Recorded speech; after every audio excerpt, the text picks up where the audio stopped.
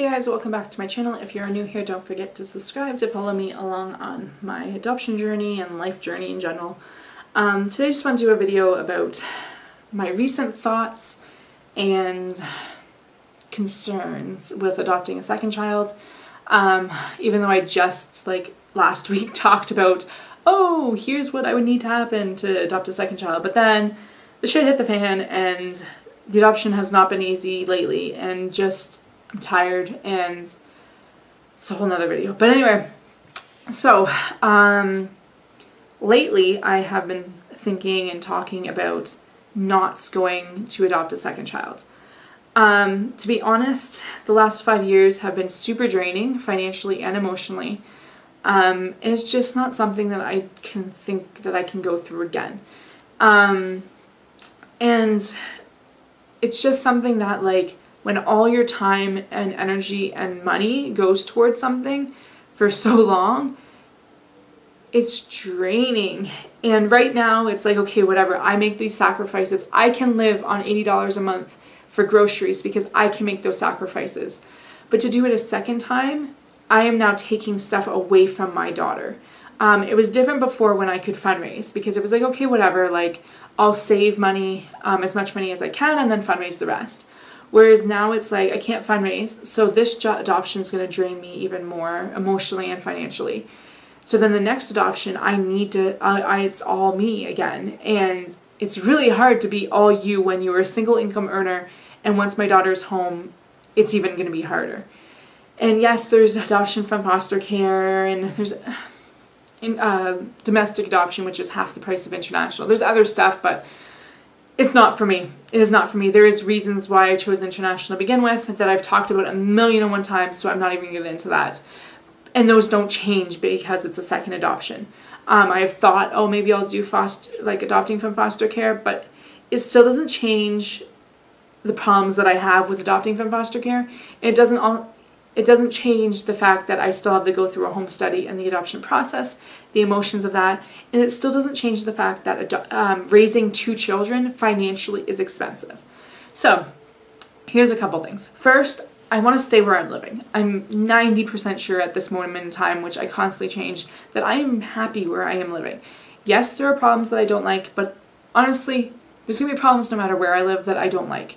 And I mean this specific unit that I'm living in, not the city, not anything. I'm very happy in the city I'm living in. But I've talked about before either moving to a house, to a manufactured home, or to even a bigger condo. But all of those mean increase in price. Where I live now is cheaper. It is. Like, not necessarily in terms of mortgage wise. It is obviously cheaper than a condo or a house, or the bigger condo or a house. I'm in a condo now. The bigger 2-bedroom, but the manufactured home is the cheapest option, but it also depreciates in value the fastest. And in terms of maintenance and stuff, there's still fees involved. Whereas here, things are covered by my condo fee and stuff. But anyway, so there's fees associated with that. There's the fees associated moving. There's the fees associated in the fact that buying a bigger place also means I now have to buy more stuff. Heating, water, gas, all those things go up because you have a bigger space to live. Whereas where I am now, all that's included in my condo fees. Well, right now it's included in my rent, but it would be included in my condo fees. And I just pay hydro, which my hydro stays steady all year round. All year round. It's about $56 a month.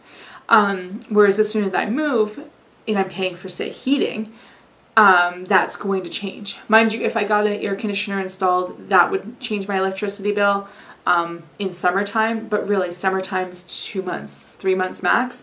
And ideally I won't even be here for summer, which I'll talk about in a minute. Also just stuff for them, stuff for children's not the cheapest. Activities, I don't want to take away from my daughter in activities because, oh, well, your sister wants to go in gymnastics, you want to go in dance, well, I can't afford both. Or I need you guys to go to the same place at the same time because I can't drive you to here, you to here. If you have more than one kid and your kids are in activities, you know exactly what I'm talking about. Also, my daughter will be going to a different school once she hits grade 4. I am choosing to put her in a special program that I know people will disagree with. I know people are very strongly passionate about inclusion. I am to a point. And my school district allows, after they hit when they're done grade 3, they can go into a special program that focuses on them and where they're at, where they need to go, more life skills, more skills towards what they want to do in life. So, which honestly I feel like every child should have that, but I'm not even going to get into the education system. I'd rather homeschool. But anyway, that's not going to happen. So to have my one daughter go to one school, one daughter go to the other school, have activities, have my own like meetings and stuff like that, I feel like having a second child is going to overwhelm me. I also very much like my me time. I like to not leave the house. I like to be home by myself. And I know that's like parenting in general is going to take away from that, but there's going to come a point where my daughter is more independent. And then once she gains her independence, I'll be able to have my more me time. And I can focus just on her. I don't want to have my attention divided between 2 children. I should have made like a list because I'm kind of all over the place, but the big thing for me is financially. For me to have the second adoption, I'm looking at $40,000-ish. This adoption is costing me about $35,000 with the fee reductions thanks to my agency. But still, so $35,000 to $40,000 it's going to cost me. That $40,000 I would rather use on other things. I really would. I would like to be debt-free. I would like to travel. I would like to buy a trailer. I really am loving the teardrop trailers. I'll talk about that in a minute though. Just that chunk. Added on to that is the cost of raising a second child. So the extra stuff, now needing more furniture, now probably needing to move to a bigger place, the activities, the food, all those extra little things that add up by having a second child. So we have that on top of it.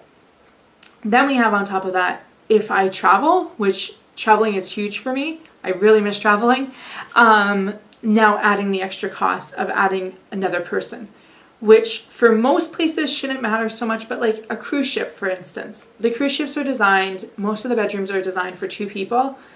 Adding a third person adds a bunk bed, which now makes things more complicated because there's only certain rooms you can stay into, yada yada.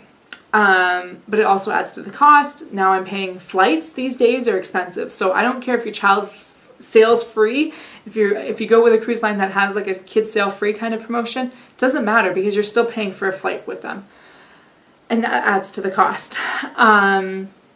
Stuff like car seats, needing another car seat adds to the cost. I really want to travel. Traveling has been, I love to travel. It's a passion of mine. It's a dream for me to travel with my daughter. Adding a second child, I feel, is going to take away from that. I really want a teardrop trailer. My car can't pull very much, and I would rather not have a big trailer anyway. But a teardrop trailer, it literally just has like I think it's a queen size bed. It's either a double or a queen, but I'm pretty sure it's a queen size bed in a little box. And then on the other end, you open it up and there's like a little kitchen. It is like a small upgrade from a tent. I don't need a big trailer. I don't need a cabin. I just want something where me and my daughter and Taylor can go camping during summer. I want to travel all summer. And by having a second daughter, I don't know how we're going to fit me, 2 kids, and a dog in a tiny trailer and travel around like that. Like, I don't know how that would work. I don't think it would work, especially as my daughter gets daughters, if I was having to, get bigger. Because now it's basically 3 adults in a queen. Whereas when my just having one, when she gets bigger, it still doesn't matter. It's still 2 people and a queen. And traveling the world as well. I want to travel like everywhere with her. Back to India. I want to go back to Asia. I haven't been to Europe and I want to do Europe. And there's a lot of places that you only get 1 bed. Like India, a lot of the hotels that I've looked at that are better priced, it's like you get 1 queen bed. So again, you're down 3 people, 1 queen bed. No. And flights. Flights are expensive. So, I don't know, I'm kind of rambling. But when it all said and done, it comes down to the fact that I feel like having a second child will take away more than it gives to my first child. I know a lot of people will disagree and people will be like, I'm an only child and I hate it and I wish I had siblings. But there's just as many people that say, I have siblings and I wish I was an only child. I think it's just one of those things where there isn't the perfect solution for all people. It just depends on what's perfect for you or what's the best. It's the same as moving versus staying here. Here might not be ideal, but it's the best choice, at least for what I want. And it might not be the best choice for your family, kind of thing. And the sibling thing, I have a great relationship with my siblings. Even my younger brother, who we are not as close as me and my older brother, we still have a good relationship. And that's something that I would want to provide to my daughter, especially I follow a lot of families that have more than one kid with Down syndrome, or a kid with Down syndrome and a typically developing child, and just seeing how they interact, and that having a sibling with Down syndrome is like the best thing ever. And that's kind of what I wanted, was this magical fairy tale world where my girls have this great relationship and get along well, and they have all these sibling memories and stuff. And realistically, that's not something that I think I can do. There's no guarantee that that's going to happen. There's no guarantee that they will get along, that they will have this bond. A big thing for me is when I'm gone, I wanted have someone to emotionally help her get through the loss of me, which you're probably like, Michelle, you're still young, whatever. That's like years and years. And yes, it's years and years, but it's something that I'm a planner and something I've thought about. And I don't necessarily think she needs a sibling to get through that. And even if she had a sibling, I don't know for sure that a sibling could help her through that. I think for me, the biggest thing is going to be making connections within our community, which I don't know why, but all of a sudden this past couple weeks has been exploding with people with Down syndrome. Like, I was like finding people like, oh, my brother has Down syndrome. Oh, so-and-so's kid has Down syndrome. What? Why have I not seen them?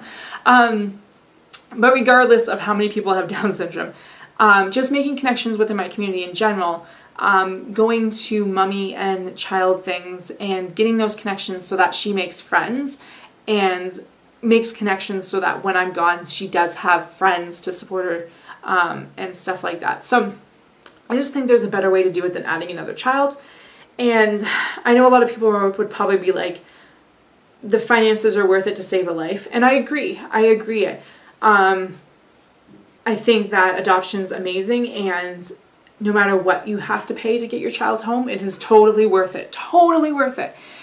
But what I would rather do instead, so say I have my $40,000, cut it down to $20,000 and give $1,000 to 20 different families to help their kids come home. I would much rather do that.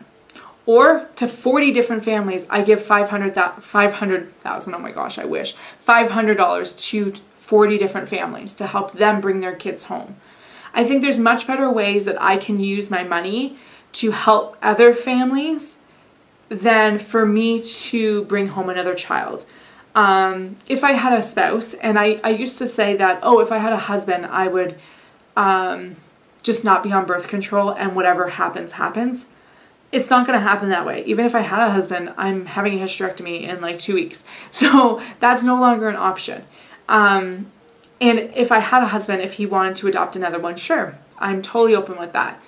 But at this point, being a single mom, I don't think I want to add a second child to it. The only reason I want to add a second child now is like because I have stuff that I would like to use for 2 kids because I put money into it. But yeah. And also because I have another name that I would like to use, but again, not a big deal. And the third reason is because if I adopt Penny, who I want to adopt, I'm afraid I'm going to miss out on a lot of that baby stuff, like bottle feeding and having like this cute little baby that doesn't walk and stuff like that. But I feel like when she's home, none of that's going to matter. None of it's going to matter. So anyway, I'm just rambling now. But that's kind of my thoughts lately, that financially, emotionally, long-term, best investment in my life, having one child. And I really need to, there's a book called One and Only.